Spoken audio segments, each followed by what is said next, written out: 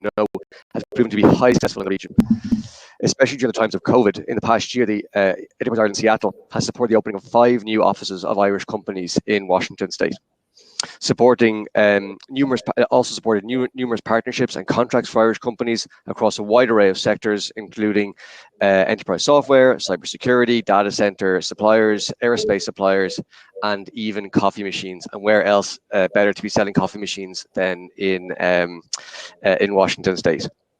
Enterprise Ireland was recently recognised as the most active venture capital organisation in the world, with the investment towards 125 startups in 2020.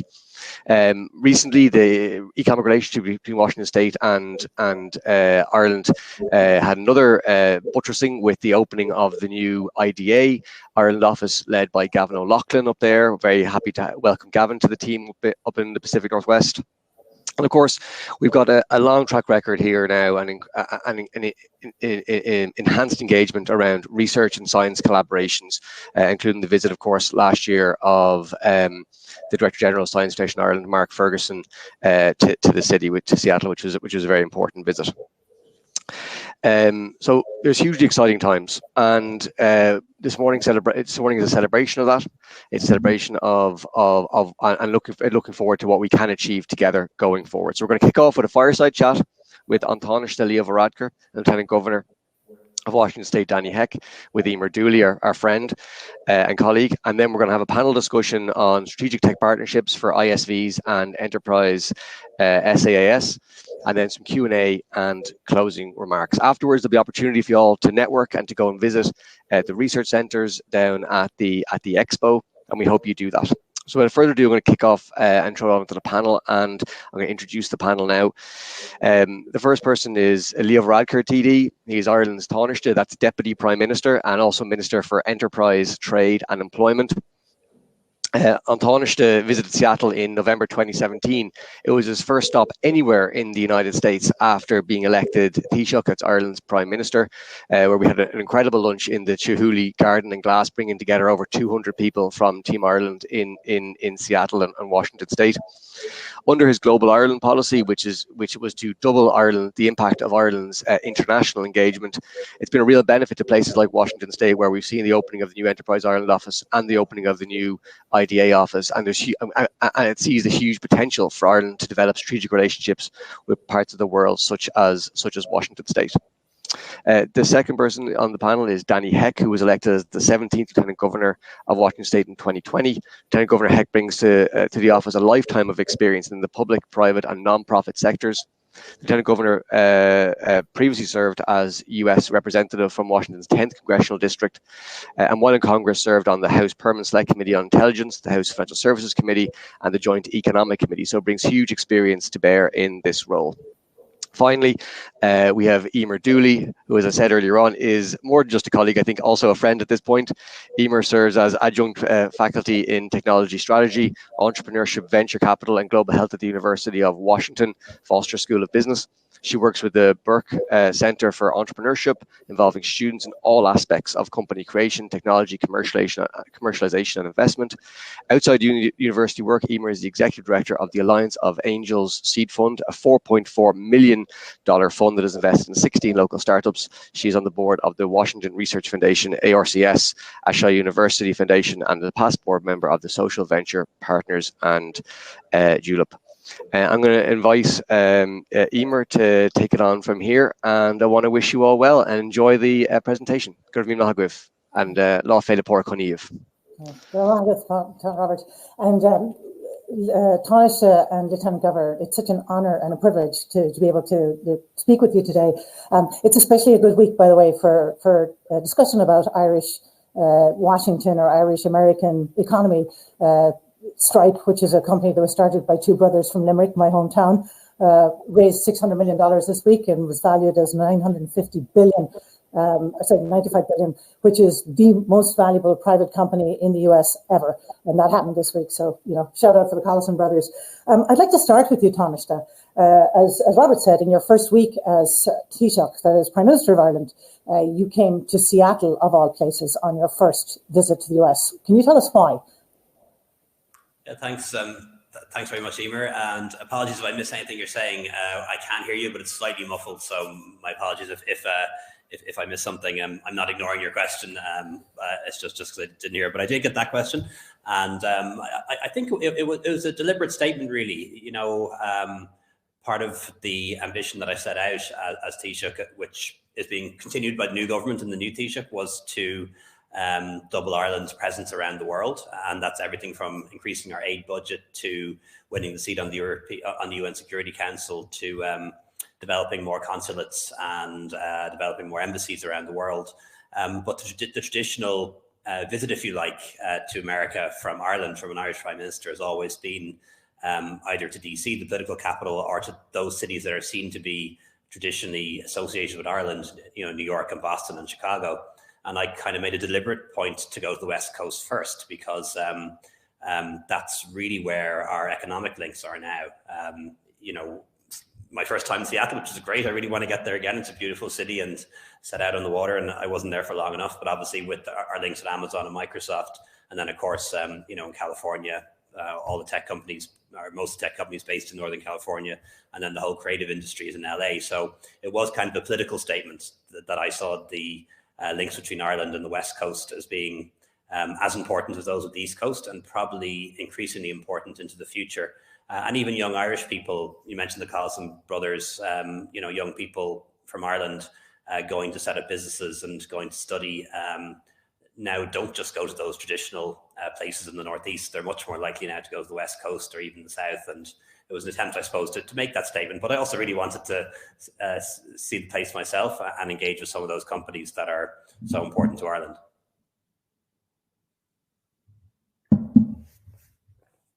I think you're on mute now, Emer.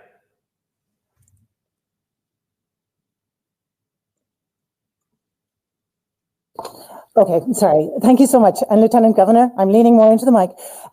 Could you please tell us, why is a state like Washington, involved with a country like Ireland?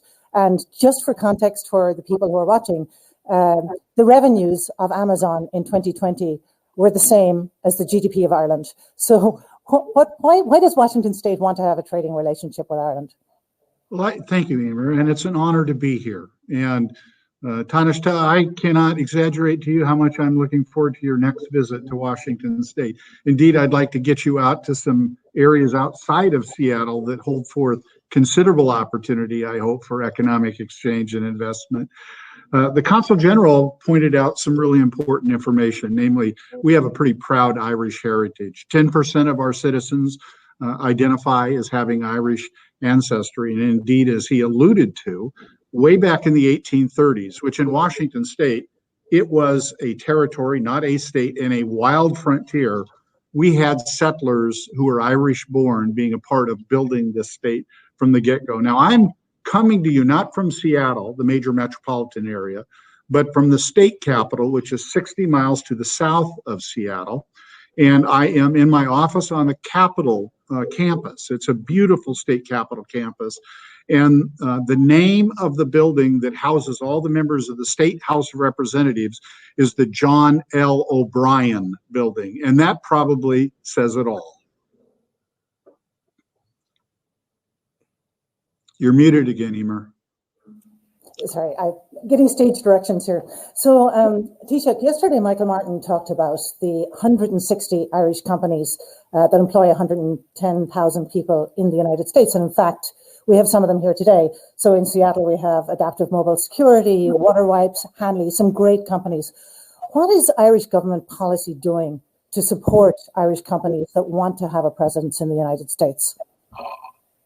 Well, I suppose an important part of our message for St. Patrick's Day, particularly to everyone in America, is that the economic relationship is very much a two-way relationship. With over 100,000 Americans, as you mentioned, employed by Irish-owned firms, and Ireland is now becoming a major FDI inward investor in the UK or in the US. I think we're 9th or 10th. We're certainly in the top 10 investors in the US, which is unusual for a small country of 5 million people to have so much investment in the US. And we have a dedicated government agency, Enterprise Ireland, that is established really to encourage Irish companies to grow and export and then go global themselves. And we use all sorts of strategies, whether it's seed funding and venture capital, whether it's taking equity in companies, whether it's loans or investments or training or mentoring, and then obviously using our networks of offices around the world and the diaspora around the world, because we really don't want our economy to be over-dependent either in inward investment or on traditional industries like tourism and agriculture. And we've had real success in getting Irish companies to spread their wings and establish bases and operations overseas, and the Pacific Northwest and Washington is a big part of that, increasingly so. Yeah. And Lieutenant Governor, what would you say to Irish companies for why they should come to Washington State? The welcome mat is out. Part of the answer to that question is also an answer to your previous question, which is our countries share profoundly similar business cultures with an emphasis on entrepreneurship and creativity and innovation. That's been the story of the Republic of Ireland of late, and it's a success story and an impressive one. And I think it's also a part of Washington State's story. But I don't think we should go without mentioning the broader context here, because we often lose sight of it. The Republic of Ireland and the United States of America, and Washington State in particular, share profoundly important values. They believe in, smaller case D, liberal democracy. They believe in the rule of law. They believe in individual rights. They believe in free, fair, and open elections conducted with integrity. And they believe in the peaceful transfer of power. These are the ties that bind. You couldn't have set me up better. My next question was to talk about the Irish Global 2025 plan, which calls, as Robert O'Driscoll said, for the doubling of the Irish footprint across the globe by 2050. So, Tánaiste, could you talk a little bit, just to add on to what Lieutenant Governor just said, about what that plan involves, and specifically its emphasis on the digital economy and what that means for the US and Washington? Yeah, well, it was something that I kind of developed in my own mind in my years in government as a cabinet minister, but before I became prime minister. And I just reflected on the fact that when we do travel the world, that we really have great people on the ground. Our diplomats are EI, Tourism Ireland, IDA staff, and they get really good results. But then I kind of measured us against other similar countries in Europe. Denmark being an obvious example, similar sized country, similar ambitions. And they were so much more represented around the world than we were. And this was, of course, in the context of Brexit and that relationship with our nearest neighbour changing, and really wanting to be more ambitious than what we did. And as I mentioned earlier, it wasn't just about business and trade.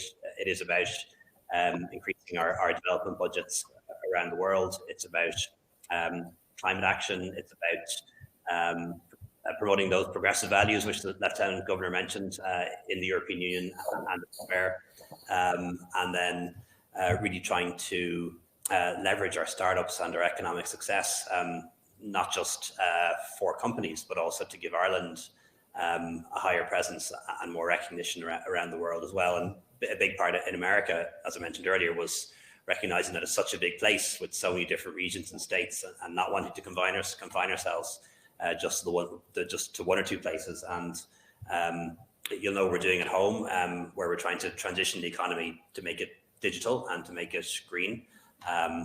We signed a contract there recently just to bring fibre to every home, farm and business, or 99% of home, farm and businesses in the country, very rural areas too. Might meet 1 or 2% through other technologies, but it would be 97 to 99% fibre. And that was very controversial a year or two ago, and people thought we were spending too much money on it. But the pandemic has totally changed people's attitudes, because people really understand that the economy is going digital, and it's happening faster than people thought it would. And we need this infrastructure. And a lot of that as well is linked to data. A lot of the US firms, Amazon, for example, has a huge data center in Ireland. And Microsoft has huge operations as well.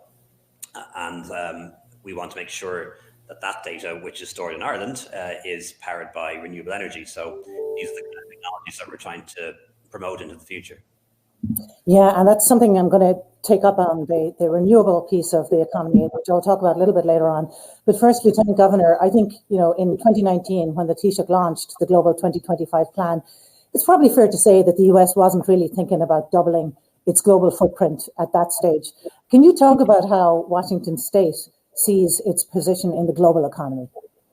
Well, thank you. And in fact, Emer, Washington State, among all 50 states, has the most trade-driven economy. And what I mean by that is that there are more jobs associated with trade activity in Washington State than any other state in the union as a percent of the total population.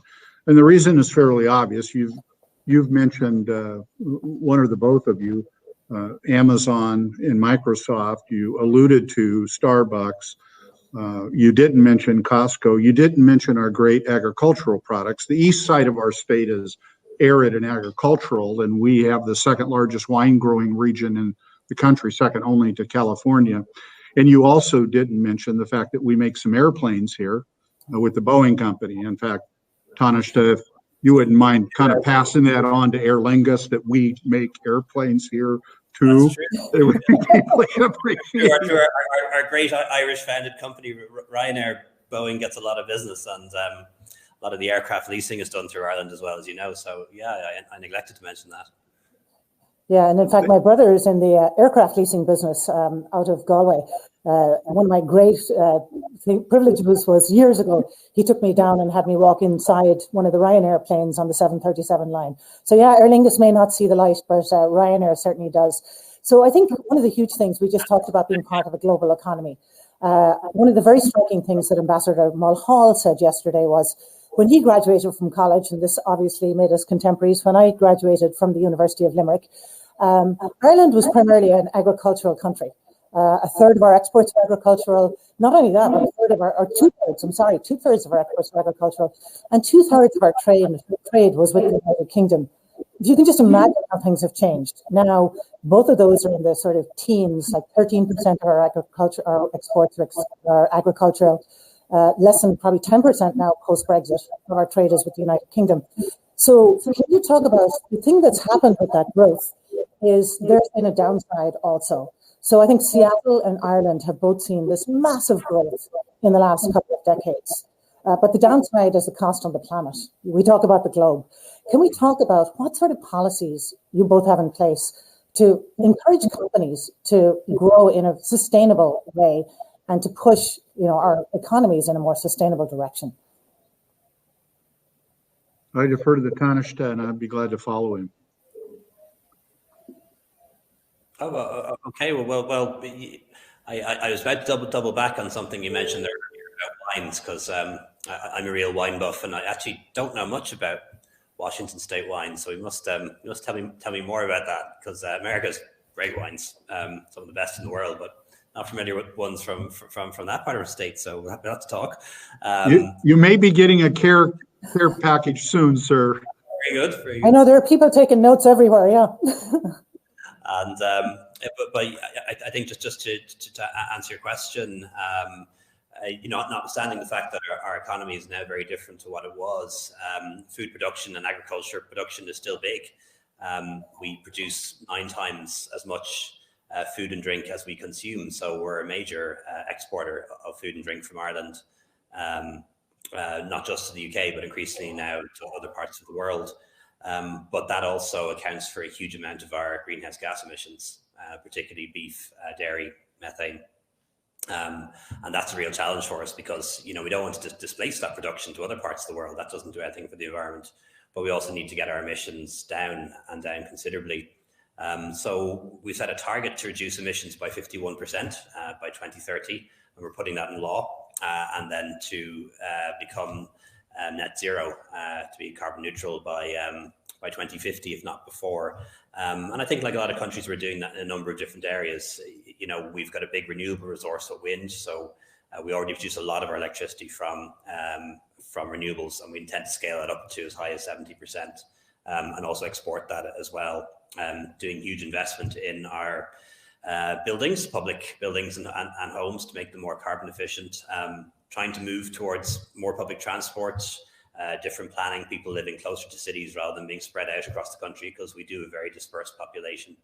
But we will have a huge challenge, particularly around agriculture, because we don't really have much heavy industry. A lot of Europe has old steel plants and coal plants and things like that they can close. We don't really have that, and that creates a big challenge for us now meeting these ambitious targets, which we intend to meet. We have also introduced a carbon tax, which was controversial, and does go up every year automatically, and that sends a very clear signal to market, to people and to business, that this is going to get more expensive. So, if you're going to buy a house, buy an energy efficient one. If you're going to buy a car, think about an EV or a BEV, and trying to get people to think in that way. And I think I touched on the data center challenge as well, because we think that's going to be a huge driver of energy demand in the years ahead. We want to make sure that that's going to be done with renewable energy to whatever extent is possible. So, Emer, environmental values are central, as you well know, to the identity of somebody who lives in our state. Little known fact, our State Department of Ecology was the first such state-level environmental regulatory agency created in the United States of America. We had these values before that, back in the first part of the 1970s, and we continue to this day. In fact, just last week, a national news magazine called U.S. News and World Report named Washington State the highest quality of life state in all of America. So this is a fundamental part of who we are and what we care about. We too have adopted policies for reduction of carbon output and net zero objectives. That's good. That's important. It's just the first step. The important step is the one Ireland has taken, which is how do you get there? They've done it through levying a carbon fee. We're still in the process of trying to do that. It's one of the most important and high-profile issues in the current legislative session, and whether we will actually enact it or not, TBD, to be determined. I have some optimism that meaningful action will be taken, but again, we'll all find out. Our legislative session ends on April 25th, and so it's just in barely the next month that this must occur. Obviously, doing so has disruptive effects. There are winners and losers. The trick here is for us to successfully help people understand that a clean energy economy is a healthier economy. It's not healthier for individual citizens, but the overall economy is healthier when we are less carbon dependent. And Lieutenant Governor, being a Washington State citizen, if I could follow up on that. So the last couple of carbon tax efforts went down in flames at the polls, no pun intended.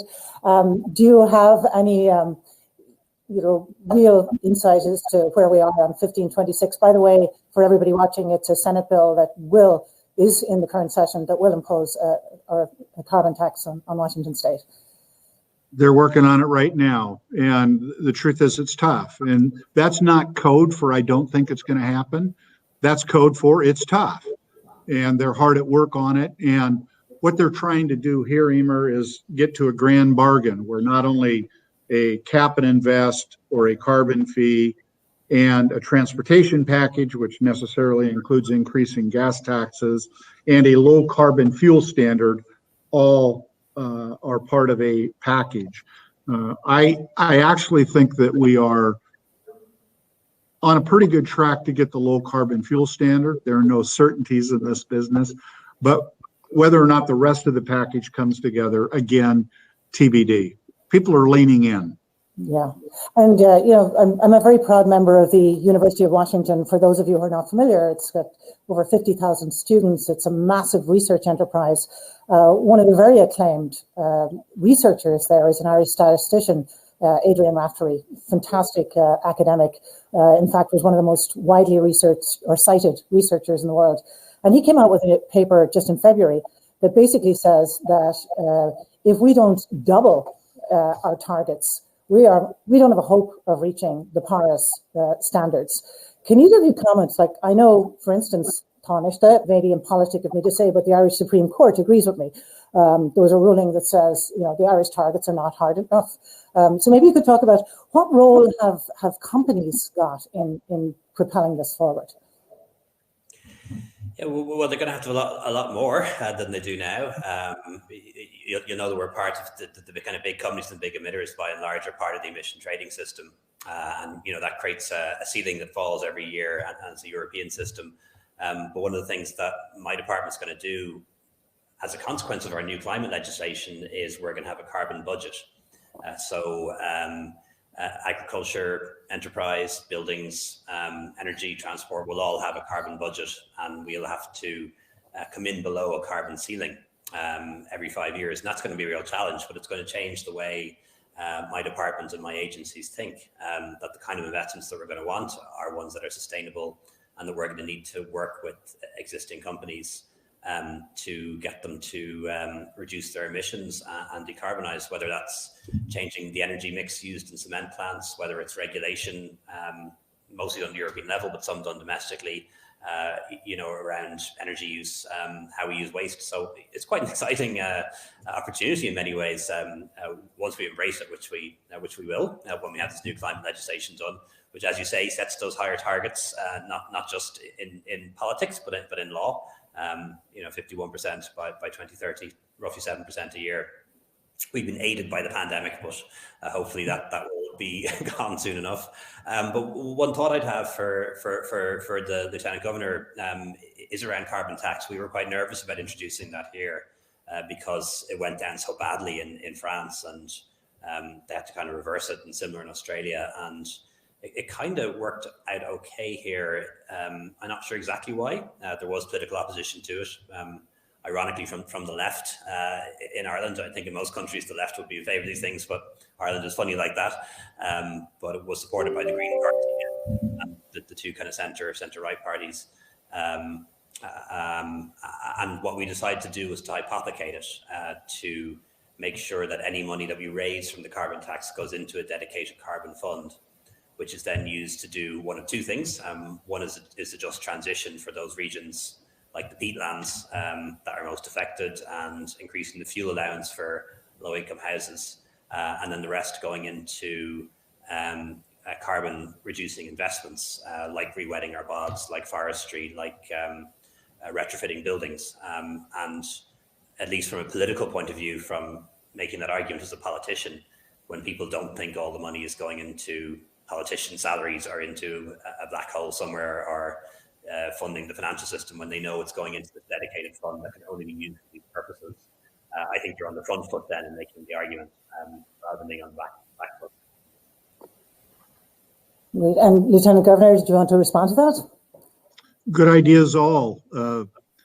I'm from the school that says we all have a lot to learn from one another, and I just learned quite a bit from Tánaiste. So thank you, sir. And Tánaiste, you mentioned that you were a little bit helped this year by the pandemic. I think we have to mention that it's been a horrendous year for everybody, especially in this country, for people who are more marginalized typically in society. The US death toll has been absolutely mind-boggling for a country with the resources that we have. Well over 500,000 people have died in this country. And I know in Ireland, you're still under a 5K lockdown, as my brother and everybody tell me today. A virtual St. Patrick's Day isn't any fun. But let's look at the upside. So what can the role of foreign direct investment and innovation be that we've learned from the pandemic that can really help going forward? You mean in terms of learnings from the pandemic? Yes, the role that Ireland may have played in helping us recover can help us going forward. And how does, will this impact any of our foreign direct investment policy going forward? Yeah, I suppose I'd have kind of two reflections on that. One is the pandemic did demonstrate how important global supply chains are, because in Ireland, we imported PPE to protect our staff and our healthcare workers early on, and had to get that from China and Korea. But I'm glad we could get it from China and Korea, because we weren't able to scale it up and make it ourselves very quickly, other than masks. And now we're importing vaccines from other parts of the world. But of course, in the early part of the pandemic, we're among the top 5 exporters of COVID-related products. So exporting ventilators in particular, made in Medtronic in Galway, and then some of the chemical precursors and testing kits and reagents and so on. So had it not been for those big companies for international trade and global supply chains, I think we would not be where we are today, a year into a pandemic and vaccines becoming available and testing readily available. And that's why I do get concerned about vaccine nationalism and export bans and all the rest of it. That might work at first, but when everyone starts playing that game, you break down all your supply chains, and we probably all end up worse off in the end. Which again is one of the reasons why I'm pleased to see that we might come to a resolution on the Boeing Airbus issue. There's a window now for the next few months to try and sort that out. And the last thing the aviation industry needs now is trouble, so we need to sort that out in the next few months and help them to recover. And Ireland's a very strong advocate of resolving that issue at federal government level. I think probably the other thing from Ireland's point of view is we're really lucky to have some of the big export companies and traders having their European base in Ireland because our economy actually grew in 2020. One of the few countries in the world where the economy grew. And what actually happened is our domestic economy shrunk by about 5%. Retail, tourism, hospitality, construction, everything you'd expect. But because of those med tech, medical devices, pharma, digital companies, and the food industry, they did well in the pandemic because people needed their products even more so than ever. And for that reason, actually, our economy grew. Now, that means nothing to the hundreds of thousands of people who are out of work and the 20,000 businesses that are closed. But from a politician's point of view, it's to fund some of the financial package that would have struggled to fund if we didn't have that. And Lieutenant Governor, how do you feel about Washington State's role in sort of the COVID? The Tánaiste referred to not doing this nationalism. There was actually quite a reverse move on behalf of especially a lot of the frontline healthcare workers here saying, why is our supply chain so dependent on supplies from China? Can you talk about our role globally going forward and how that maybe have been impacted by COVID? Well, the president has announced that they're going to undertake a reassessment of the supply chain with an eye toward identifying strategic products that the federal government may believe we need to maintain some domestic production capability for. I suspect that's going to take a while, and that's going to be very difficult because the truth is there's no turning the back on globalization. In some ways, we haven't done this very well. We have left a lot of people behind. We haven't exactly had shared equitable growth in our country as a consequence of the twin forces of globalization and technology. But overall, much good has been achieved, of course. Overall incomes globally have gone up very considerably, in large part as a consequence of this. And that's a good thing. Fewer people on the planet living in abject poverty, that's a good thing. As it relates to foreign investment, foreign directed investment, the truth is that any investment can be good with respect to restarting growth, shared equitable growth. Again, I want to emphasize, all investment doesn't create growth, but it certainly can. As a matter of fact, I want to take a second and just call out Ireland for the unbelievable program, the 2025 program they've stood up. We welcome with incredibly open arms the establishment of the office in Seattle. And I note that an awful lot of the activity in Washington State by Ireland is in the cyberspace and in the IT space. This now relates back to the pandemic. If we've learned nothing, we've learned that it is possible to conduct commerce remotely on a much larger scale than we imagined before the pandemic. One of the more interesting questions of the hour is, what's the ongoing look going to be after we return to some degree of normalcy? We're beginning to feel that here, that we are rounding a corner. We see light at the end of the tunnel. I got my shot last Sunday, and I'm filled with optimism, and so are a lot of people. But what we've learned is people can work from home. How many will continue to work from home, we don't know, or what percentage of their time, but we know they will on a larger scale than they did before the pandemic. And Ireland seems to be poised beyond most countries to take advantage of what we know is going to be the case going forward. And let's face it, having a more robust internet, not just within Ireland, but throughout the globe, is a lubricant for less friction economic activity and, frankly, some greater degree of globalization. But I think it's really important to remind ourselves that these forces have disrupting effects, not just on certain sectors of the economy, but on individual families. And in our country, I don't think we've done a very good job of mitigating the impacts of globalization or technology. We have a thing called the Trade Adjustment Assistance Act, which just meets a tiny fraction of the impact on people's lives. We've had whole regions of our country hollowed out as a consequence of these forces, and we should and can do a better job. Yeah, thank you. And then finally, really, what I'd love to ask is, and this is really for you, Lieutenant Governor, what do you think is going to be the difference under the new administration in Washington? And of course, Tánaiste, I'd like to hear you comment on that as well. The difference in which regard? The difference in policy with regard to foreign direct investment, the economies, and globalization. So, first of all, I think the difference in this administration is night and day, but I'm showing my colors when I say that, to say the least. Tánaiste, we promise you more pleasant experiences when you interact with representatives of our federal government, and I only can hope that I can be a part of that, extending our hospitality and our friendship, sir.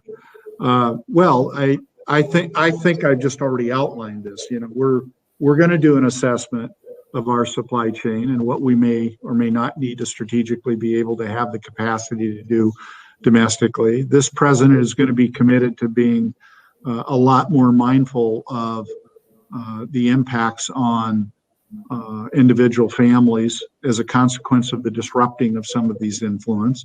But there's no question that he is an internationalist, as it were, a globalist. He is the former longtime chair of the Senate Foreign Affairs Committee. His relationships with leaders in countries throughout the world is, frankly, unparalleled by somebody assuming the presidency in our country. There's no one who has ever become president of our country who has traveled more in their prior capacities and had more existing relationships than President Biden. And I am always reminded of what I am told is an ancient African proverb. If you want to go fast, go alone. If you want to go far, go together. And for those of us who believe that we live in a global circumstance, multilateralism is a necessary prerequisite to making progress. And I think Tánaiste, in his reference to being careful about, for example, vaccines, couldn't have cited a better example. Because, you know, that virus doesn't respect borders. It doesn't even know there's a border.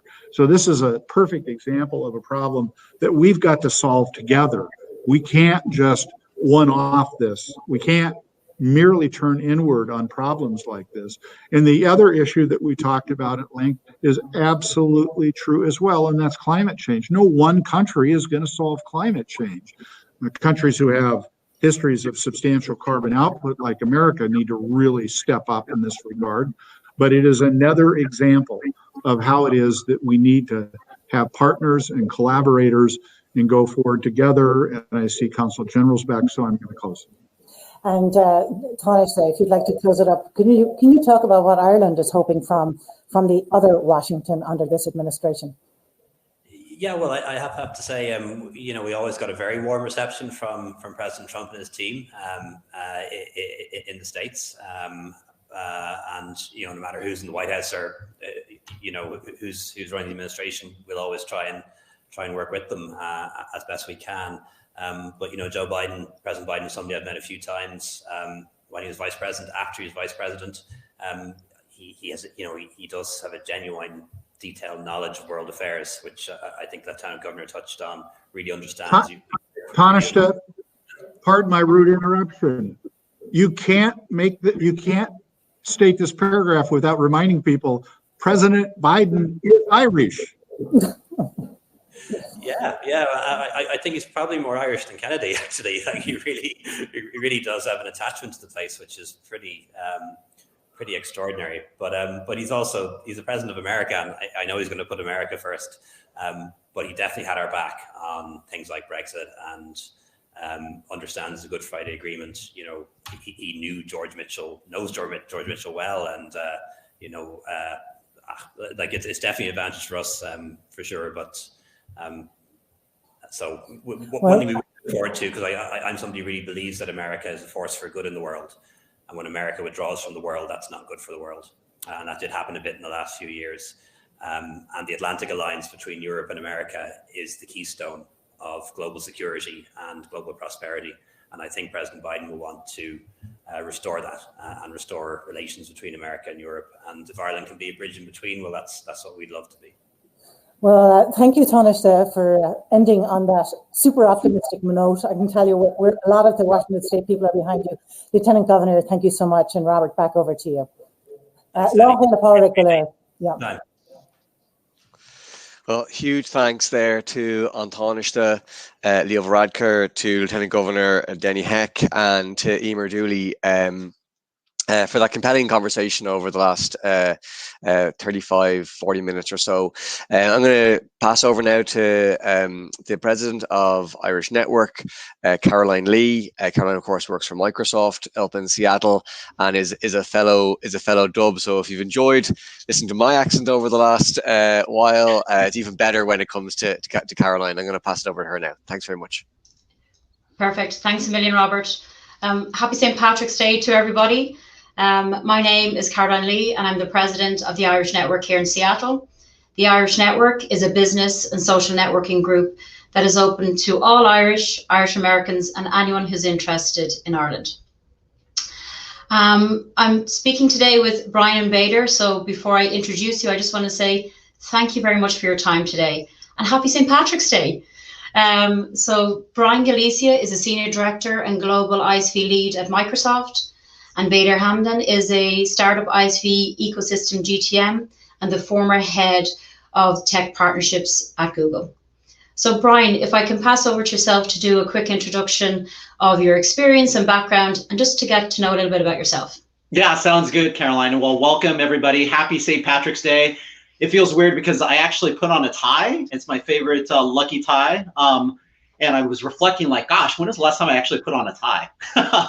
But it's a pleasure and honor to be part of this. I've been at Microsoft for close to 15 years. In my current role, I help empower our partners, in particular ISVs, to find opportunities and grow their revenue on the business application platform. And when I say business applications, Dynamics and Power Platform, to create that wealth of opportunity that we're looking forward to sharing with you. So I'm based in Seattle, similar to Caroline, and so all the things that Lieutenant Governor has been sharing, I've enjoyed that experience. So thanks.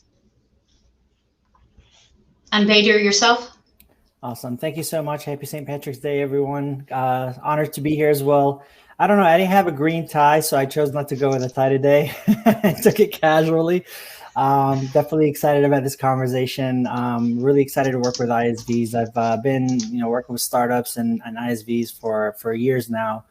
Spent 14 years at Cisco and a couple of years at Google Cloud. And my focus has always been on channel sales, strategic alliances and partnerships, as well as technology integration partnerships. So, really, really excited to help where I can. I'm currently working on just advising and mentoring startups, given the experience that I've had working with them both at Google as well as at Cisco.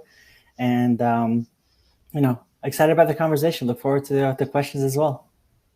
Perfect. Well, let's dive straight in then. In today's enterprise software landscape, it's quite a common like David and Goliath type theme. You have these big tech companies like Microsoft and Google and AWS, and they have large scale existing customer bases. And then there's an expansive partner ecosystem of those ISVs, those independent software vendors, who are kind of often really delivering more tailored solutions at an industry or geography focus. So for those smaller ISVs that we have on the call today, what are some of the key benefits that could be achieved by pursuing a strategic partnership with those big tech companies like Microsoft and Google and AWS? Brian, if I could start with your good self.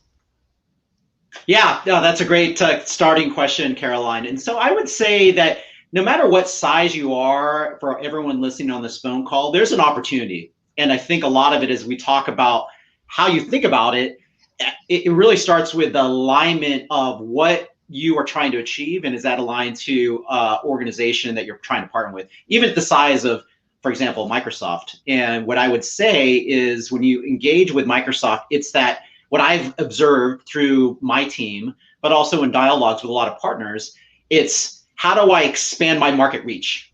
How do I expand? Because we're all in it for the most part, unless you're a nonprofit, we're all in it for driving revenue. And the way you drive revenue is either through acquisition or through organic selling and partnerships. And the way that, in the example of Microsoft, finding the opportunity to reach, not only because Microsoft's global, as many of you probably utilize or interacted with various Microsoft types of things, but it's also the reach of the Microsoft selling organizations as well, and all our partners. Because when you can latch on the value proposition to our joint customers and leverage the network, i.e. the Microsoft network, and the Microsoft partner network of partners that you can do a partner-to-partner motion with, that's where you can potentially have opportunity. Yeah, I mean, to add on to that, Brian hit the nail on the head, right? It's all about scaling. I mean, it's about an opportunity to scale your business through the go-to-market motions, as well as the joint branding. I mean, that is one of the biggest benefits that you get as a smaller ISV, or any size ISV for that matter, when partnering with a big company like a Microsoft, a Google, a Cisco, an AWS. And that joint branding, if done right, if leveraged right, if set up correctly, will reap a lot of benefits. The other thing is, about augmenting a product gap, right? So if, your solution plus, the solution of the company that you're partnering with, looking at it as a marriage, right? And what that joint value proposition will bring to the customer, what problem it will solve, that also will drive your scale and expand your business even further. Perfect. Yeah, like there's a huge amount of benefits for ISVs entering in that strategic partnership. But there are several ISVs that we have on today that are probably at different stages in their business or in their solution development. So could you provide some insights at what stage in the ISV's life cycle, whether it's their business or their solution or suite of solutions, that they really begin considering that strategic partnership or onboarding to their respective commercial marketplaces that they've been outlined? So, Bader, maybe if I could start with you, just to kind of provide some insight in the different stages of the ISV's life cycle, whether it be their business or their solution development. Of course, yeah. I mean, it's one of those answers that it starts with it depends, right? It kind of depends on where you are around the maturity of your product. I mean, you definitely want to have an MVP, right? First and foremost, you want to have a product, especially when you're looking at technology integration partnerships. But if I can elevate the conversation, maybe take a step back and say, look, you need to understand at the end of the day, whenever you're setting up a partnership, whenever you're incubating, start establishing a partnership, it's all about the intent. What are we trying to solve as two partners coming together, right? Yeah. What customer problem are we solving through this joint value proposition, or this joint solution, or this joint maybe software stack, or even validated design, right? It doesn't even have to be an integration, but it could be a validated design. As well as what market opportunity are we tackling together. So once you clarify the intent, you're able to then go and say, I mean, at the end of the day, you're dealing with humans whenever it comes to a partnership, right? It's all about people. We are in the people business, and you want to look at it as beyond just a transaction. This is more than just a transaction. But then again, when you look at the coming together, I mean, I've worked with startups and ISVs that were, they had an MVP and they were looking at augmenting their technology stack with another solution from a partnering perspective. So I'll give you a case and example, right? I worked with some ISVs based in EMEA that were in the mobility stack, right? In the mobility software stack. And during the time of Cisco, obviously, as you might know, we had different architectures. Mobility and wireless was one of them. So the idea there was, how do we complement each other? They were kind of the top of software stack. We had the infrastructure from a mobility perspective, and those two solutions coming together to empower kind of the businesses to provide customer analytics from a mobility setting perspective. So it's about augmenting the solution. How do you augment that technology stack? But you could also look at it from a powered by, right? So maybe it's, a partnership that enables a powered by offering, or maybe even just as simple as an affiliate program where they provide you referrals and you provide them referrals. So always start with clarifying the intent, and then the rest of the pieces kind of come together clearly. Yeah, well said, Vader. I'm trying to think, guys, how else can I compliment what you just said? I think I can't stress enough that comment of strategic alignment. When you can create the value creation and commitment, that's what sets the tone. And Vader was spot on, because when you think about driving revenue, because again, as long as you're in that marketplace to drive opportunity and drive revenue, you have to have a product, especially in a technology agreement, because if it's in theory, you can talk all you want about partnership, but it's really hard to execute on that unless something of value is being consumed and used to where both organizations in a selling world can actually have something that they actually can sell together. But I also talk to ISVs who say, well, when is that timing right?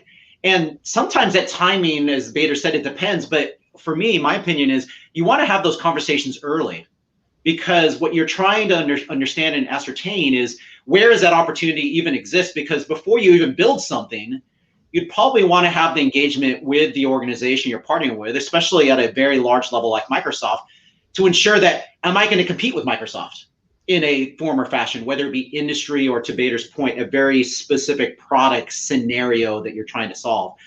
Most of the times you won't. Like many of the great ISVs that are in our portfolio and we work with, there is a little bit of overlap, but overall, like any organization, we can't do everything. And so when you can get that right engagement up front to start that dialogue that then aligns you to the right spot, then it either allows you to understand, do I continue down this partnership dialogue, or do I step back and realize, okay, it was good intention, but not the right fit at the current time. Yeah, it's kind of like that. Eyes wide open, you're going into a conversation. First of all, you're having a business value conversation, and it's not always just about, here's the new tech piece that I have and here's the new feature and functionality. It's including that into a business value conversation. But then also, are we meeting the needs of the customer?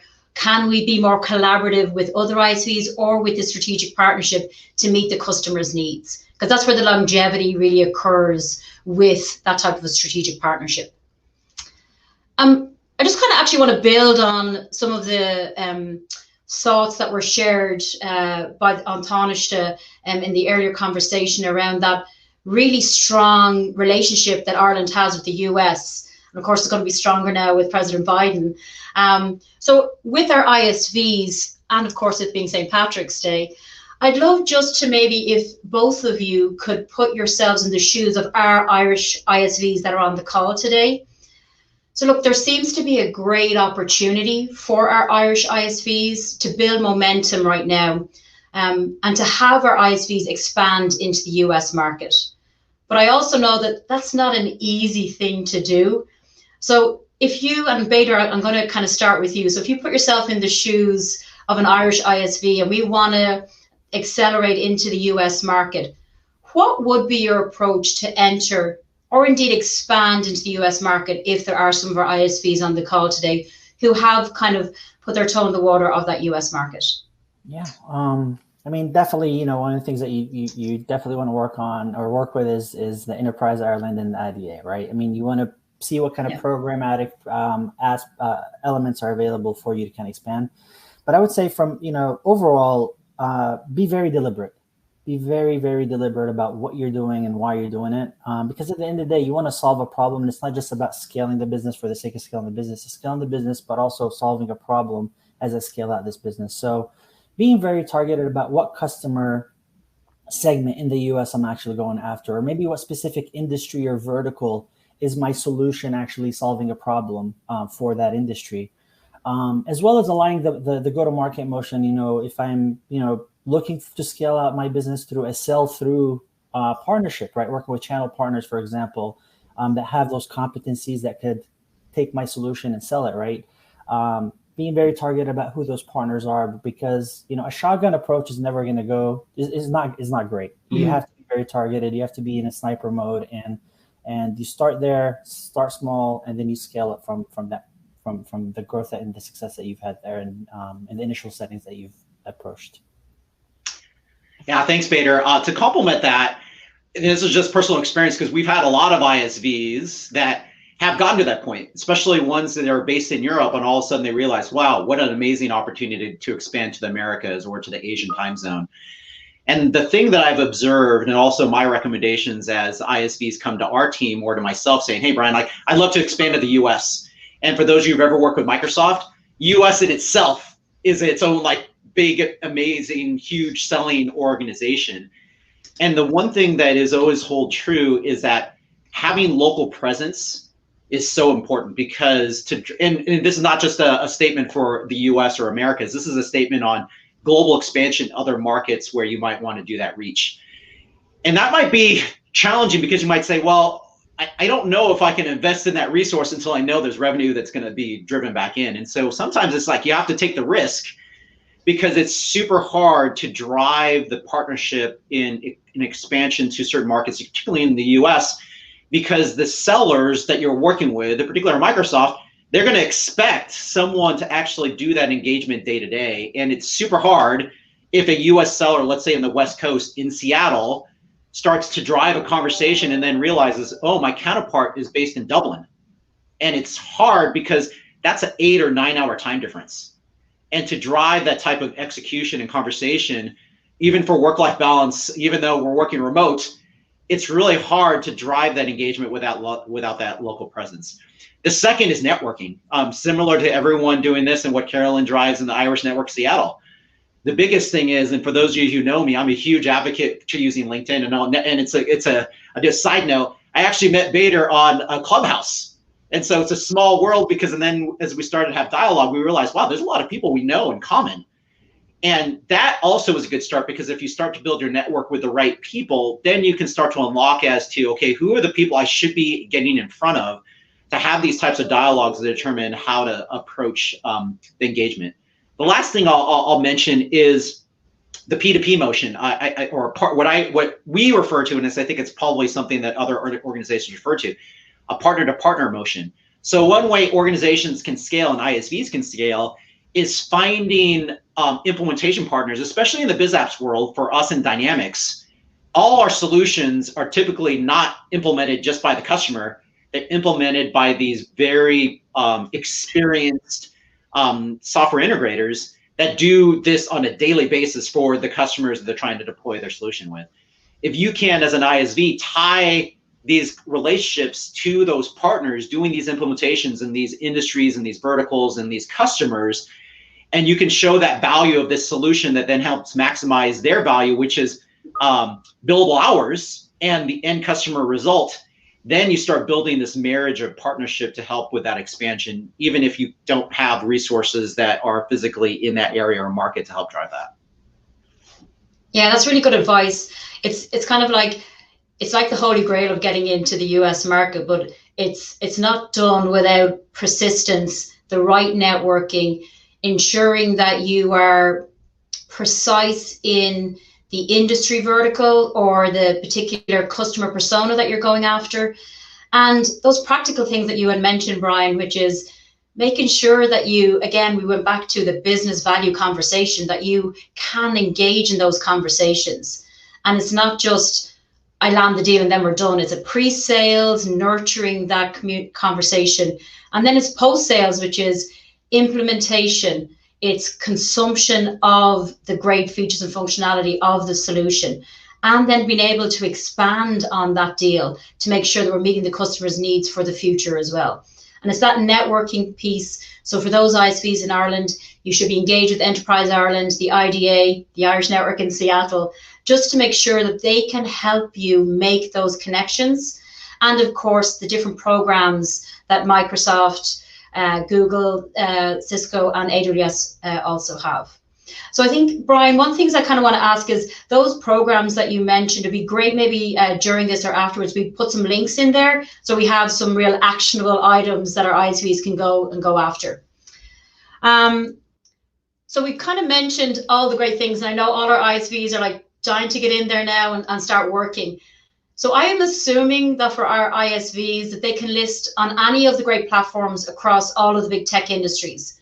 Like, is there any fine print that's going to stop our ISV, like fine printed, like font 4, that's going to stop our ISVs from working across all of these platforms? Who pays the highest? No, I'm kidding. No, I'm kidding. It's not true at all. True. So, like, yeah, I mean, go ahead. No, I was just saying, Caroline. Yeah, I mean, it's really just it's open for business. I mean, I think ISVs have to make that strategic bet as to where do they find that opportunity to go to it. I mean, selfishly, Microsoft, would we want everyone to just do business exclusive with Microsoft? Yes. But that's not their approach. We know that there's opportunity with expanding in other networks, because that happens a lot, especially in our business, where you have other marketplaces that can offer just as much value to ours, and we welcome that because that creates healthy competition and also makes us as Microsoft better, because then we realize, okay, how do we ensure that we're providing the best value and the best partnership opportunities as we learn from what other people are doing? And then, Brian, do you think? Yeah, sorry, go ahead, please, Bader. I was gonna say, I mean, to add to that, you know, it's normal and it's expected by any of the technology vendors to know that you're gonna be vendor agnostic, and you know, we live in a multi-vendor world and now in a multi-cloud world, and that's expected, right? Be it AWS, Azure, or GCP. But I would caution all the ISVs, and this is something that that in working with ISVs in the past is, it's okay to position yourself as that, you know, with the customer, but also have an opinion. But at the end of the day, when you're actually in a joint sales motion with that, you know, vendors, sales folks, I mean, the last thing I, as a salesperson, want to do is introduce an ISV or any solution that will potentially could bring risk to my deal, right? So, being smart about how you position the multi-vendor story. Right. At the end of the day, if they brought you in, the expectation is that you're in it with them until the customer tells you, no, I don't want this vendor anymore. Right. So it's a fine balance. You really have to you have to have finesse in the way that you approach the multi-vendor story. Yeah. No, thank you for saying that, Bader, because it is spot on, especially in the Microsoft side, because you can imagine if we have ISVs being brought in and they have such an amazing opportunity, if it's misaligned to what we talked about today, if the alignment isn't there, especially how compensation works, and you can imagine for anyone on the phone who's ever been a seller or currently a seller, everyone, including myself, we're coin operated. And so we're going to maximize the opportunity to drive that right value, do what's best for the customer, but also maximize our revenue. And the challenge is that when you have that multi-cloud story, and that's okay to have, Bader's point of making sure the messaging is correct is spot on. But also, if you do want to go all in with a vendor, that could be valuable if you truly believe that's where your market opportunity is, because then it creates this amazing value proposition, because when you're working with Microsoft sellers, imagine the value proposition if you're saying your entire solution is based upon the Microsoft cloud. If there's other solutions behind the scenes that spin the meters for someone else, unfortunately, it creates a little bit of friction, because as soon as the seller finds out, it's going to pull in risk of another cloud vendor to expose the customer to other things. You're going to see the selling behavior start to shy away from those ISVs to other ISVs who have standardized on that platform. So that's the only other comment to expand on the great point of view that Bader had shared. Yeah, but for the multi-cloud, vendor, like for our ISVs, should they go broad across all of the clouds, or should they kind of focus on maybe 1, 2, or 3? Like, what are your thoughts on the direction? Like, is there a type of criteria that we think of? Is it industry alignment? Is it, a better alignment to a particular cloud? Like, what's your thoughts on the expansion of the multi-vendor? It's really the fit, Caroline. I think Bader and myself, when we kind of introduced kind of the very beginning, that value creation and commitment of where do you potentially see that market opportunity and which of the vendors are going to help you do that. That could be multi-cloud across many different vendors, or it could be single. And once you establish that, then figuring out, okay, how do you approach that? And one of the things we've seen with ISVs is that for the multi-cloud ISVs, when they're selling with, for example, Microsoft, they actually have a solution that is all Microsoft. But when they sell with one of our competitors, Amazon, Google, Salesforce, whoever it is, they also have a solution that then is that based upon that platform. That's a little bit more work. That's a little bit more resources to go do that. But if an ISV feels like that's the route to market to have the best opportunity to expand and the highest probability to deliver value, not just to the customers, but deliver revenue and growth, then those are the considerations that ISVs have to consider. Yeah, I mean, it's all again based on what problem are you solving at the end of the day, and how does this marriage of a partnership actually get to solving that problem? You know, when I was at, when I started at Google Cloud, I had some ISVs that I was trying to work with, right? And the conversation was, well, we're not going to make this investment because, you know, I mean, you look at AWS, Azure, and, you know, GCP is number 3. I'm like, cool, yes, we're the underdog, right? But that's also could potentially be an opportunity. And some ISVs saw that as a potential kind of entry point where there were a lot of investments happening. And some ISVs saw that as a, well, no, I'm going to maximize on the opportunity where the market is today because they looked at it from that lens. But it really depends on kind of what are you trying to solve? Where are you or what stage are you in your journey and your maturity as an ISV startup? And aligning, you know, with the technology partner that actually will complement or augment what you're trying to do to solve that problem or that industry or align to that industry or that specific customer segment. Yeah, that's a really good point. There is this, you know, great offer across all of them, but you have to really do the homework or the due diligence to see which of those are going to align to your strategy and to what you're going to offer and what your offering is. And it's not to say that in the future you can go broader on the cloud offerings, but it's like as we start off and as we build and expand the business, where are the right partnerships? Yeah, I would add one point, and just be it, you know, ISV or just partnering in general, right? The worst thing you can do for your business is to try to be everything to everybody. Mm-hmm. It just doesn't work, right? It sounds great, it sounds sexy, it sounds like I'm going to scale my world all over or my business all over the world, but don't be everything to everybody. Be deliberate in what you're trying to do, and then take those steps to scale up from there. Yeah, actually, that was going to kind of bring me on to my next question. So thanks for that, Bader. It's like the opportunities for ISVs to expand their customer reach through different strategic partnerships, it's incredibly enticing. But I'm sure it's not all sunshine and rainbows. Like there has to be a path to get to strategic partnerships that has worked well for ISVs. But I'm sure based on your experience, if you could share some of the pain points that you have experienced with some of the ISVs or through your own when we're going through that, so that our ISVs on the call can learn from those mistakes so they can have a easier transition to it. So Bader, I'll kind of jump back onto your kind of train of thought there around the ISVs. Yeah. Again, taking a quick step back, right? It's about the intent of the partnership and how it's mutually beneficial to this partnership. It's not a zero sum, right? It's not a zero sum relationship. It's truly a mutually beneficial and profitable value prop that needs to be in place. So a lot of times when you know, ISVs and you know, working with ISVs, be it at Google or at Cisco, the ones that didn't work are the ones where we didn't have those expectations set up front. Clear expectations about how we are actually jointly monetizing, jointly benefiting, and jointly solving a problem. I mean, look, every it's funny. I would speak to some founders, you know, in the past, and they would say, "Oh, you know, my product does this," and I'm like, "Who cares? What problem is it solving?" And it's not to downplay their solution. It's to get them to fine tune and hone in on their messaging about how this actually solves a problem. What compelling reason would a customer have to actually take on this solution? The other piece I would say, again, is profitability to just sustain the business. You got to make sure that you're clear about how you're jointly profitable, how it aligns. Again, at the end of the day, you know, the sellers are the ones that are going to sell this joint offering on both sides.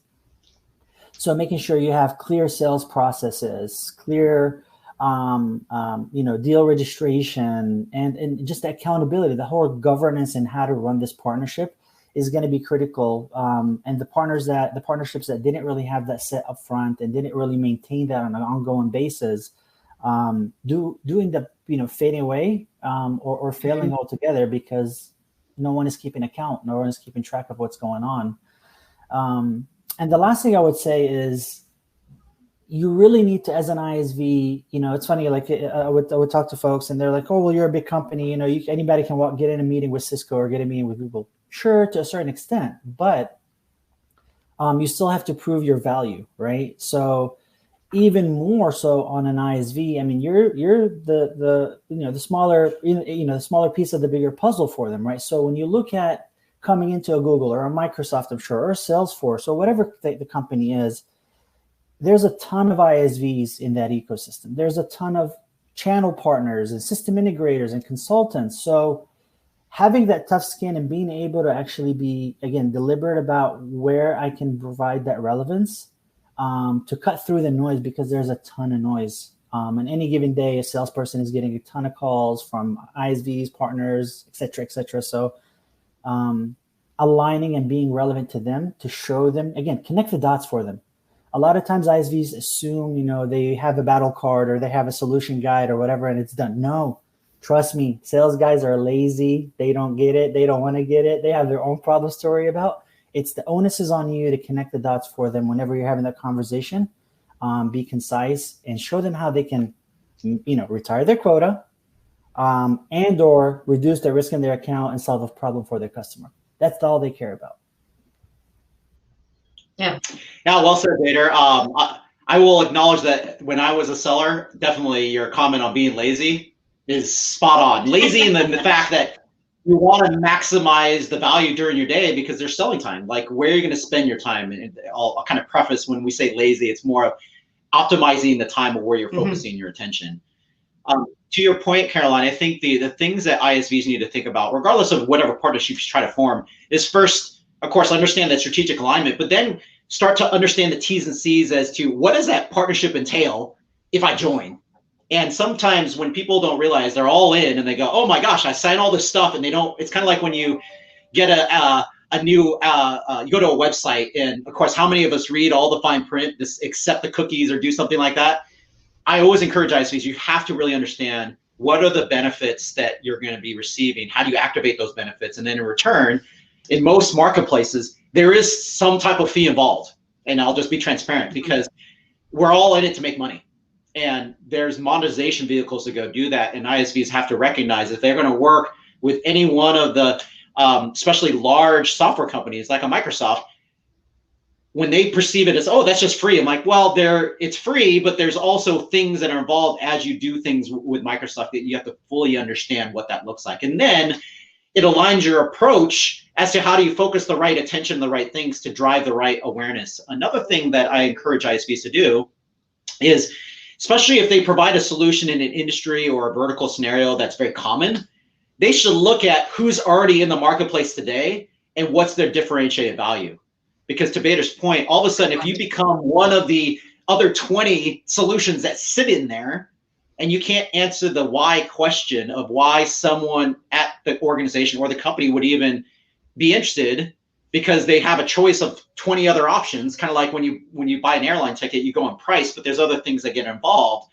That's where you have to be conscious of that. And then finally, it takes time. Like having the right roles involved, I mean, Vader touched on it. First, making sure you have the right alignment at the executive level and at the individual levels of who's driving the partnership and how you drive that execution. And then from there, what does success look like? Being very deliberate and actually saying, okay, if I join this is what I expect. What does Microsoft or a company expect? And determine, how do you measure that? Because going eyes wide open and jumping into a partnership without any plan as to, okay, what does the success look like? Is it co-sell, inbound, outbound? Is it revenue? Is it whatever it may be? And then how do you have that consistent rhythm? So meaning that, okay, well, it's not set it, forget it. It's not like, hey, I signed the paperwork, my app is listed in the marketplace, I'm good to go. It's like what Vader mentioned. It's just a consistent connection and value, so that then you're always having, whether it be quarterly, monthly, whatever that frequency is, you have to set the right intention to then determine, okay, we said this is the measurement.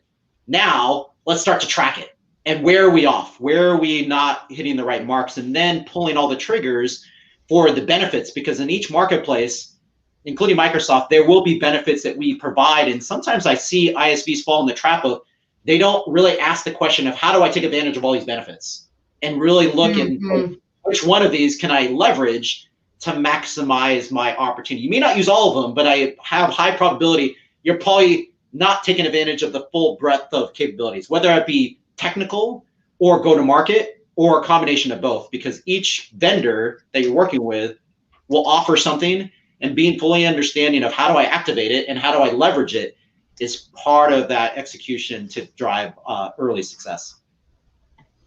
Yeah, like some of the things that you said there kind of really resonated. You know, if I put myself in the shoes of the ISV, it's that go-to-market strategy. You may have an incredible solution, but if we don't invest in the go-to-market to do the due diligence to see what are others offering, how are they offering it, what problem are they solving, and who are they having the conversation with in the customer? You know, is it with an IT person or is it with the, you know, the BDM? It's all about ensuring that you have that right go-to-market strategy as well as having a great solution. So I think that's really kind of important. And it's also, you know, based on some of the experience that I have as well within this space, is setting the right expectations up front for both. It's like, yes, Microsoft or Amazon may share opportunities, or you may share opportunities with them, but they may not work on all of them together. They may not all be the right fit. So don't take it personally if, you know, it isn't going to be right for that particular opportunity. But there are other opportunities. So I think it's setting that right expectation up front. And Brian, I really like the fact where you say, you know, when you go into a partnership, a strategic partnership, there are benefits there that you as an ISV have to use. There's nobody going to be ringing on your virtual door to say, have you used this yet? So, you know, you have to put in that time and effort to make sure that you are maximizing what you get out of it. So I think we've kind of spoken about what the ISVs can, you know, get out of these strategic partnerships. But, you know, as Bader had mentioned before, these partnerships are like a marriage. They're like a union. So it has to be mutually beneficial. So Bader, if I kind of start with you, like, what are the benefits with these strategic partnerships for ISVs for the big companies, like for Microsoft and Google and Cisco and AWS? What's in it for them? Yeah, so, you know, it's funny. In my role at Google Cloud, I was responsible for the data protection ecosystem. And, you know, at that point in time, I was working very cross-functional with our product teams and engineering teams. And, you know, at one point I was sitting down in an all hands with the product engineering folks, and we were talking about partners, right? I was trying to, you know, we were kind of like in step 201, and I realized I needed to kind of take a step back and say, hey, enterprises, this is why partners matter. This is why ISVs matter, right? Enterprises are very reliant on the ISV ecosystem, point blank, right? And if we don't align in that motion, we're not going to be relevant to the enterprises. So the benefit is that, right? It's you know, every company out there recognize, every technology company realizes that the ISV ecosystem, the developer ecosystem, is going to be very critical to the success of any technology stack. The other piece is, as I mentioned earlier, right? It's there's a build by partner strategy that takes place internally in any company, right? And it's not always it's not a build a product or partner or you know or acquire. It could be all three, or all, you know, two of the three, and you want to understand where your fit is into that specific strategy. So aligning with, you know, understanding what the partner strategy is, or the technology provider strategy is for that technology stack or that solution stack that you align with and solve a problem for, to be relevant and to complement and augment. So your ISVs are helping are helping big companies, believe it or not, with their product fit, with their product stack, as well as potentially market reach, right? So if you're an ISV that focuses on, you know, specific industry, maybe it's healthcare, right? And you have a very niche solution for the healthcare industry. Not that you've sold to it. That's a different thing. Selling to an industry is different than solving a problem for that industry. That was one of the evaluations that we did at Cisco. And when I was looking at my portfolio of startup ISVs, is who aligns to the media entertainment business, who aligns to the healthcare business, and again, not selling to them, but actually has a relevant solution where if we marry the two together, we solve a bigger problem, and we also tackle a bigger market opportunity. So that's the benefit for the big companies we're working with, the ISVs. Yeah, well said, Bader. I think the other things you touched on at the very beginning, it's the exposure. I mean, I think the number one thing that a ton of ISVs get is that if done successfully, you'll get on stage with potentially Satya Nadella, the CEO of Microsoft, but the CEO of any company. I think the other ones is the celebration of wins, and whether the intention of an ISV is, do I want to get acquired? Because sometimes that is the intent. Like an ISV, a company gets created, and their full aspiration is to get on the radar of one of these big companies and say, in hope, hey, can you acquire me? And so that's another huge benefit, is that exposure, because if the ISV and the partnership is going well, and we have this example of Microsoft, and there's examples across your probably experience too, Bader, where that happens, where all of a sudden that success is going well, and then we realize, gosh, that opportunity is such an amazing reach, because now we realize, okay, we've proven out what's possible. Then that big organization goes, okay, is it easier for me to continue the partnership, or is it better if I just acquire that technology and incorporate it in my out-of-the-box capabilities, and then find the next partnership and drive it? So it is one of those things, Caroline, is that it comes back to, okay, what does ISV want to get out of it? But there is a lot of benefits with the exposure, the reach, the relationships, the engagement with the selling organizations, and then ultimately the wins that start to occur that organically, outside of the benefits that just provide that value back to an ISV. Yeah, because I kind of see that where ISVs are also helping these large organizations with giving them some pipeline, like we're helping the sellers as well. One of the things I kind of wanted to have a chat about was, the industry was moving on this digital transformation. And then when COVID hit, it really accelerated those decisions that needed to be made to move to the cloud throughout every industry. So the customer's needs are continually evolving and are accelerated now through the COVID and people having to work from home. And the expectations of software and what can be, created is constantly growing. So Brian, if I can just ask you, what are some of the most impactful trends you see happening today when it comes to the IT customer and the decision-making that's made around those? Yeah, no, thanks, Caroline. I think it's a couple things. One, because we can imagine the light is at the end of the tunnel. I could just feel it, because with the vaccine, and particularly if you've paid attention to what's happening in the US, May 1st is that magical date for most adults to get that date.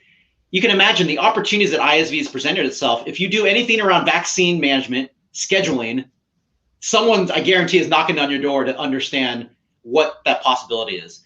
Another is return from home, return to work scenarios, because all of us, granted, I love working from home, but when it's almost 365 days out of the year, I don't enjoy it. So there are going to be the scenarios that open up where people are trying to figure out, okay, how do I create opportunity to allow workers who typically worked in the office to come back into the office? And then finally, it's these industry scenarios, because the pandemic, proved out people can work from home, created the opportunity of, like, how do we do this remote connection and do it at scale? Things like, who would have thought that you can order something on your phone and then drive up in your car and have someone to put it in the trunk of your car? Like, that never really existed before. And so finding these opportunities that accelerate that time to market, I would see as a broad level, is hugely important, because if you can figure out, to Bader's point, we're seeing a lot within Microsoft, and you probably saw the announcement for anyone who follows Microsoft a couple of weeks ago. We talked about our focus on clouds, on industry relevancy. And you're going to see a lot more other companies out there doing that, because what we realize is that we have to ensure that when we're talking manufacturing, we're talking to retail, we're talking to healthcare, we're talking to whatever the industry is, we have to be industry relevant with the right scenarios and outcomes. And Bader said it succinctly. It's not about the features and functions, it's about what is the outcome and the problem you're trying to solve. And if you can identify that and identify that market reach and opportunity, and then partner with the right company to go do that, to do it at scale, that's where we see a ton of our partners succeeding really well, because they're serving a scenario in an industry to go do that. And then, Bader, is there anything you want to add to that then? Yeah. Yeah, just something to call out. All right, I mean, there's a huge shift, as you all realize probably, that to automation and cloud acceleration, the employee and the customer experience, and now we're talking even about the partner experience and some of the communities that focus on the partnering, and then the whole e-commerce and marketplaces motion that's happened. Right, it's all about recurring revenue. It's all about subscription business. If you follow Forrester, one of the metrics or the things that they talk about is 76% of CEOs in every industry think that their current business model will be unrecognizable in 5 years. And that's because of this whole notion of, marketplaces, recurring revenue. I mean, you look at some of the, traditional box companies, traditional companies that don't have a recurring revenue or we're not software based, right? They're evolving their solutions and their offerings to be as a service. HP announced something, and Dell and Cisco, etc. The other thing is aligning to that customer buying journey, right? That customer buying journey has definitely changed, and we as a community in the tech industry, we be it the big companies or be it the ISVs, you want to align to that, right? So, I mean, again, according to Forrester, 60% of customers are enjoying that convenience of buying via the marketplaces, and they predict that 17% of the $13 trillion B2B spend to actually take the place through the marketplaces by next year, by 2020, 2 years, 2023. So that speaks volumes as to what's happening in the market industry. And those are the things, again, you want to align your sales motions, be it a sell to motion or sell through motion or a sell with motion with these big companies on some of these industry trends. You want to solve the problems. And then again, I go back to that initial point I said about human. It's a human business that we're in. It's not a transaction. I'm going to do a shameless plug real quickly. So I actually posted something on LinkedIn a few weeks ago that I called my 10 partnership commandments. If you Google that, you'll find it. I think it's like the second or third link. But it talks about, just some experiences that I've had over how do I actually establish a partnership? What are the elements that make a partnership successful? And we've addressed a lot of those points here in today's conversation. But do check that out. And again, be relevant, be deliberate is, I guess, what I would leave you with today. Yeah, great. And thank you very much. So I just want to say thank you all very much for your time. We're all on LinkedIn, so connect with us. Again, thank you. Happy St. Patrick's Day. Jack, I'll hand over to yourself to close. Yeah, hi, everybody. This is Jack Callahan here. I'm with Enterprise Ireland in our Seattle office. And first, just want to thank so much Caroline, Bader, Brian. That was an incredible conversation. To everybody in the audience, thank you so much for attending, and happy St. Patrick's Day. Definitely encourage you to take advantage of jumping into some of the booths and the networking sessions that we have in this Hop-In platform. You can see those on the left-hand side.